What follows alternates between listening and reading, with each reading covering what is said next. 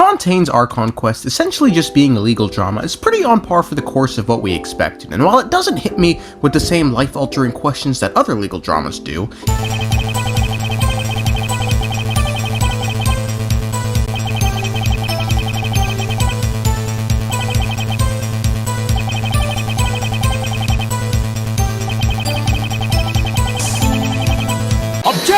it does, however, provide the same level of comedy, as it only takes 2 seconds of watching the storyline unfold that we soon realize that the entirety of Fontaine is seriously putting 2 people on trial for a missing persons case that predates one's existence and started while the other was a toddler in another region entirely. And despite these cases practically wearing a pink-colored neon open and shut sign so bright you'd think it was Pride Month, we had to summon our inner Phoenix Wright to set Linny free, whereas Childe was found guilty. Childe's guilty verdict raises 2 questions, the obvious one being why was Childe found guilty, for which I think I have found 2 theories that are quite interesting, with the second one being the biggest mindfuck I've ever read and being so evil I don't actually think Hoyo could actually do it.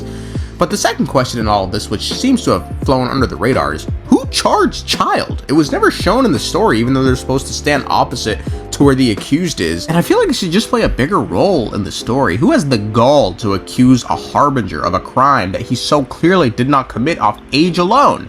But if the second theory turns out to be true, we just may know who. So the first theory, which is the most popular and also the most straightforward, states that the reason that Childe was found guilty by the oratrice was due to his connection to the abyss and awakening it while he was in the abyss. It being the whale he saw in a dream while he was in the abyss, which is thought to come from the primordial sea. The oratrice, being powered by the divine, could possibly find anything with remnants of the abyss and connections with the primordial sea guilty by proxy, and thus that's why Childe was found guilty. Before we get a little deeper into this theory, if you need a little more clarification on what I mean by it's, let me explain, or actually let me just let Childe explain.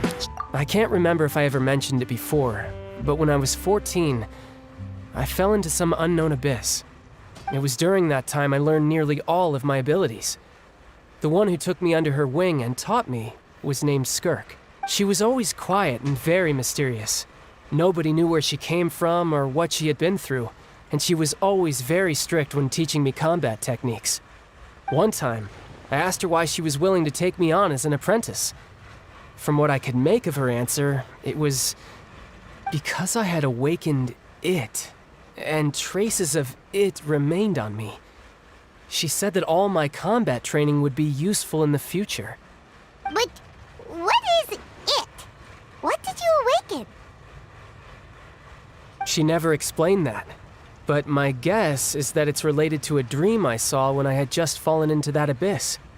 In my dream, I was in the deepest depths of the sea, and the boundless seabed was all around me. But in front of me appeared a whale that was so massive, I felt like I couldn't breathe. So by having this connection with the primordial sea, it's thought that Childe is guilty because he has a connection with the murder weapon used in the case. So while he may not be the main perpetrator, listen again to what Nervalet actually charged him with. Through evidence presented in the public trial that was just held, it has been established that Mr. Tartaglia has no direct connection to the serial disappearances case. The guilty party has been identified, and thus it is logical to suppose Mr. Tartaglia is innocent of the charges. No direct connection is the key phrase here, so while Childe may not have a direct connection to the case, he has one nonetheless, and that could be why the oratrice found him guilty. Furthermore, we also know that whatever is inside Childe is currently stirring inside him and also causing the disruption of his vision. I don't really have anything else to say on this theory. I think it's pretty straightforward and speaks for itself, and will probably be the reason Childe is found guilty, but has absolutely nothing on the gold mine that is the second theory. Now, the second theory states that the reason Childe was found guilty was because Linny and Lynette tampered with the oratrice at the behest of Arlecchino to frame Childe. It's a wild theory, and that's why I fucking love it. And if you're outright denying this because Linny and Lynette they would never do that, then let me remind you, they're magicians. Linny himself said that the essence of magic is getting people to believe a lie.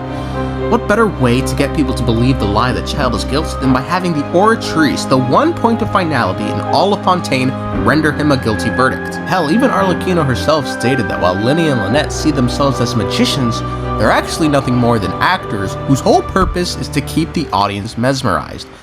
Very fun. But it's not enough. Let me make something clear. You think of yourselves as magicians, But when you're on the stage, you're first and foremost actors.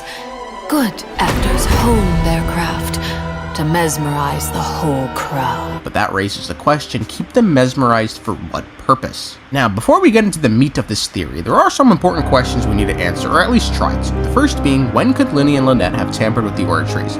The obvious answer here being that it was during the magic trick when he went to visit the oratrice and claimed to have heard the oratrice talking to him. He could have simply tampered with it then and then lied to the traveler about the extent of his trip to the oratrice. The second question that this theory raises is why they would do this, with the easy answer being that they were doing it under orders from Arlecchino, as we know these two do look up to her, and even Lyney himself stating his loyalty for her. Father gave us a family, raised us, and told each of us what we should work towards.